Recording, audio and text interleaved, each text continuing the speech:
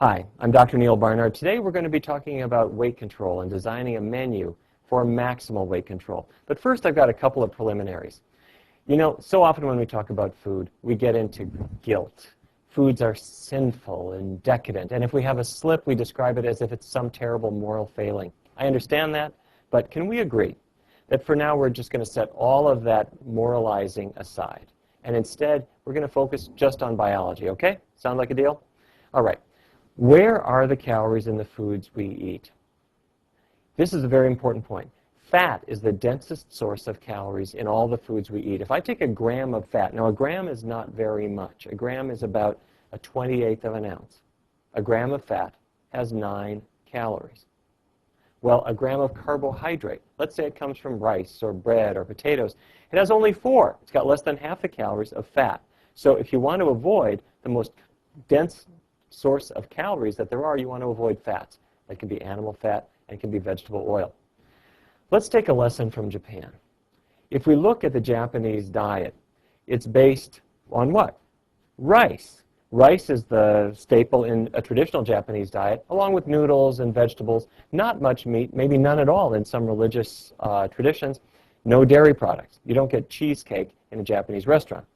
Well, if you look at the rate of obesity in Japan prior to the westernization of the diet, if you look prior to, say, before 1980, what you see is obesity was less than 1% of the Japanese population. In the U.S., it was around 15% at that time. Well, what has happened in Japan? Well, hamburgers have come in. Fast food restaurants have come in. Cheese sandwiches and cheese pizza have come in. Western eating habits have arrived. And the fat intake has gone through the roof. Meanwhile, people are forgetting about rice in Japan. Rice intake is declining. Carbohydrate intake is declining. Now, what that means is that there's more and more obesity and more overweight. If you look at obesity, when I say obesity, I mean serious overweight.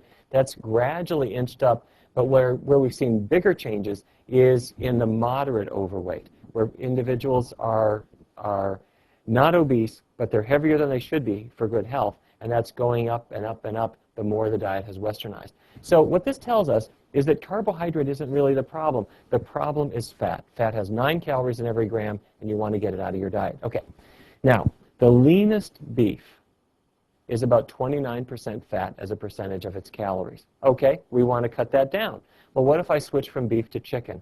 Even without the skin and without the dark meat, the leanest chicken is about 23% fat as a percentage of its calories. Fish, they vary. Some are lower, some are higher, some are a lot higher, like Chinook salmon, which is about 50% fat. But broccoli, maybe 8% fat. A bean is about 4% fat. Rice, 1 to 5, depending on the type. So you get what I'm saying? A lot of people say, well, I eat a pretty low-fat diet because I don't eat beef. I'm eating a lot of chicken and fish. Those foods are not quite as high in fat as the beef, but almost. And with some methods of preparation, even higher.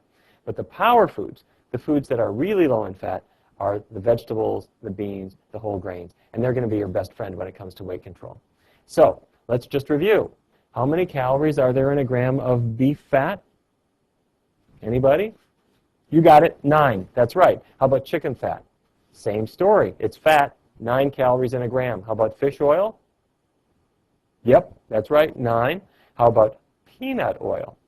Yes, it's from a vegetable, but it's still got 9 calories in every gram. How about olive oil? Or extra virgin olive oil? Or extra virgin olive oil? Or extra virgin olive oil? I'm kidding a little bit, but you get the idea. 9 calories in every gram of fat. How about 1040 motor oil? Okay, don't try this at home. But if you could cook with it, it actually, believe it or not, has 9 calories in every gram. You get the message. Now, nearly all plant foods are very low in fat. Vegetables, fruits, grains, legumes, very low in fat. There are a few exceptions, though. The oils, peanut butter. When I was a kid growing up, once in a while, we'd take a jar of peanut butter and a spoon, and I'd try to make lunch out of that. Very high in fat.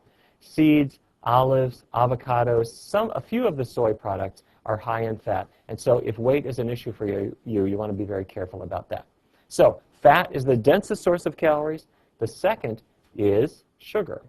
Now, I don't need to tell you there's a lot of sugar in snack foods in particular. But keep in mind, many of these are actually mixtures. That cookie has a lot of sugar in it, but it also has a lot of butter or oil or margarine or shortening that has been added to it. And so it's very high in calories, both because of the sugar and because of the fat. So be careful about that. Now, supersizing has been a real problem. It's not your imagination, it's true. The burgers are bigger, the drinks are bigger, everything's bigger, including the people who eat them. And one of the big problems that we have seen, if you looked at how much cheese people were eating back in the 1970s, your average person at that time was consuming about 15 pounds of cheese per year. Believe me, that's a lot, but it's gotten worse. Over the next several years, cheese intake went up and up and up and up. Virtually every sandwich at a fast food restaurant has it. Kids are eating a lot of it at school. Believe it or not, the average American today in a year's time consumes 30 pounds of cheese. You almost don't need any other explanation for the weight problems that we're seeing. So you want to go low fat, you want to go low sugar, and be careful about foods like cheese that pack all that fat in. Set them aside. You don't need them. You're better off without them. Now, another important point, go high fiber. Now, when I use the word fiber in a nutrition lecture, I find about a third of the audience suddenly dozes off to sleep. It's the most boring word we have in our nutritional vocabulary, but it's one of the most important things we have. Here's why.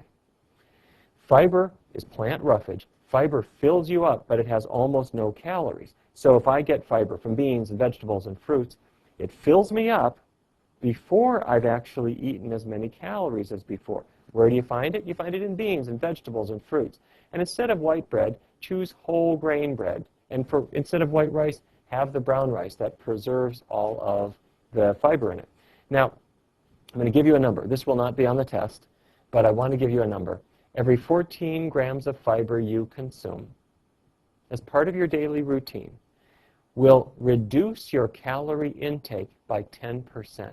Let me show you what I mean. Let's say I take an average person. An average person gets maybe 12 grams of fiber in the course of a day, and their calories might be maybe about 2,000 would be a fairly good round number. Well, let's say we add some more fiber to the person's diet. Some more beans here, more vegetables and fruits there. You can add another 14 grams. They're up to 26, right? They started out at 12. We added 14. They're now up to 26. That added fiber, in addition to all of its other good effects, it fills you up. And so you will swear you've eaten the same amount of food as before, but when I measure it, you're actually getting about 10% fewer calories. You're full sooner. So instead of 2,000 calories a day, you're now perfectly satisfied with 1,800.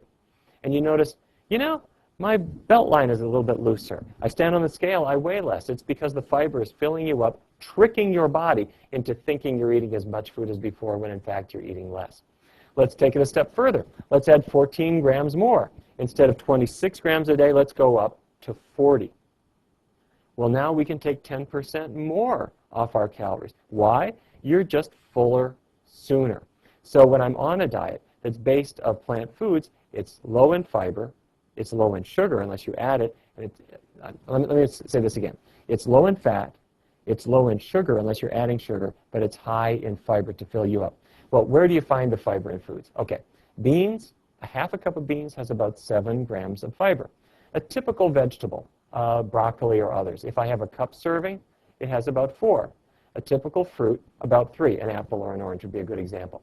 Now, let's say I have bread. Well, white bread, maybe 1 gram per slice. Whole grain bread, maybe 2. If I have a cold cereal, maybe 3. If I have oatmeal, about 4. But the real champions, beans, vegetables, fruits. Now, if you're new to beans, go easy at first. You don't have to have a huge amount. Have a little bit, and it'll go a long way. So fiber really fills you up. And if you find your weight is just not budging, do a quick fiber check.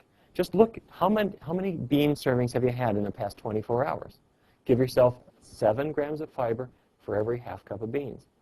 How many vegetables have you had? Give yourself 4 grams for every 1 cup of of vegetables.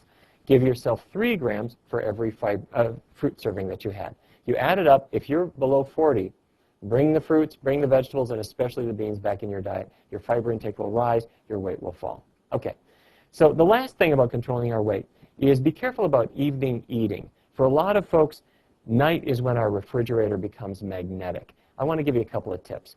What's going on is the body is trying to hold on to its fat, and it says, you know, you haven't had enough calories. We're going to start losing weight. And so it says, have another cookie. Well, you'll feel this as late-night hunger, and what I suggest you do is make sure that you're having low-fat, high-fiber meals throughout the day. If that's what's on your shelf, that's what you're going to eat. Set a time to stop eating. Say, well, after 7 o'clock at night, I just won't have any more. Brush your teeth, or use one of these tooth whitening strips. It's pretty hard to be eating while you've got that in your mouth. Or, my favorite solution, go to sleep. If you go to bed, you're not going to be eating. Okay, so let's review. Step 1, avoid animal products, because if you do that, there's no animal fat left in your diet. Step 2, keep oils really low. Step 3, avoid sugar. Step 4, high fiber. That means beans, vegetables, and fruits. If you put that together, you're going to have a good and effective weight loss program. Thank you.